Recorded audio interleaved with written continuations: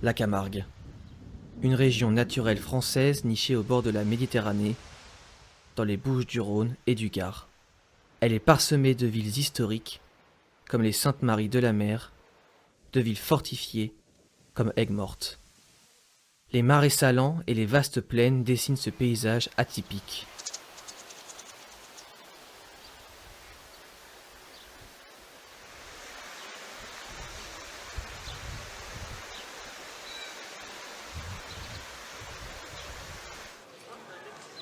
Symbolisée par la croix, l'encre et le cœur, la Camargue est aussi portée par la richesse de sa faune et de sa flore. Incarnée par le flamant rose, mais surtout le taureau et le cheval, ainsi que par le mythe de la manade et du gardien. Cet éleveur à l'allure de cow-boy et son troupeau de taureaux et de chevaux animent la région.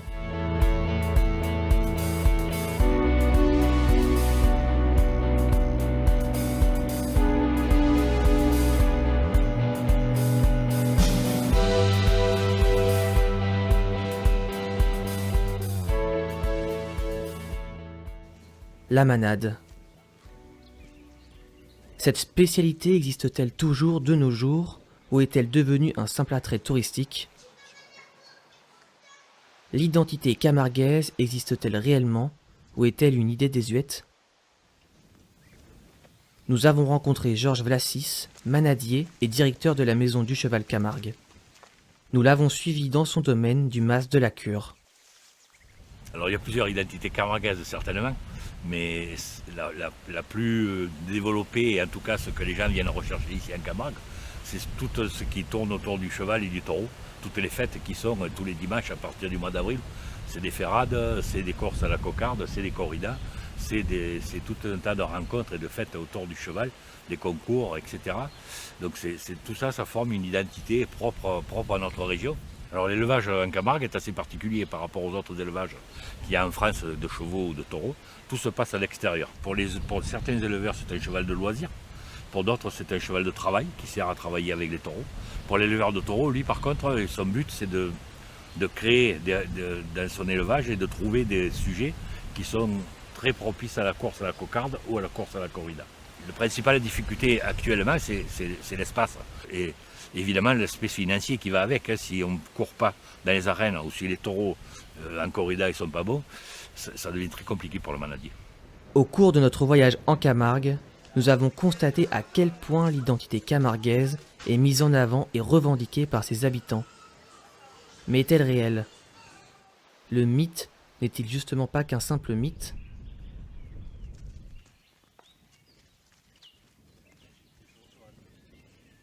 Alors, l'identité camarguaise, elle a été un petit peu forgée grâce à cette image. On a tous dans la tête, et c'est toujours maintenant, c'est l'image de Crème Blanc, ce cheval sauvage. Il reflétait l'âme camarguaise, c'est-à-dire un peu rebelle, un peu attaché à son terroir, etc. Et effectivement, à ce moment-là, à la fin de la guerre, à la fin de la dernière guerre, les gens étaient en recherche d'exotisme, et pour eux, la Camargue, ça a été le Far West. Oui, plutôt que d'aller des Indiens, c'était beaucoup trop loin.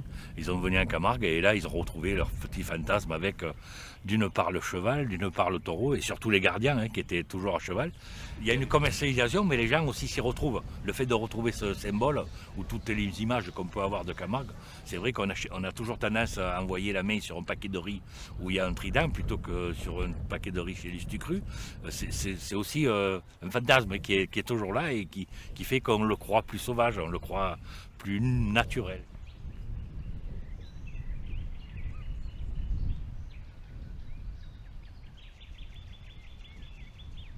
La Camargue est vraiment spéciale. Aucune région de France on trouve ça, et même région du monde. Après, il faut aller rencontrer les gauchos chez eux en Argentine ou en Amérique, au Far West, voir les mêmes traditions autour du cheval et du travail, du cheval et du taureau.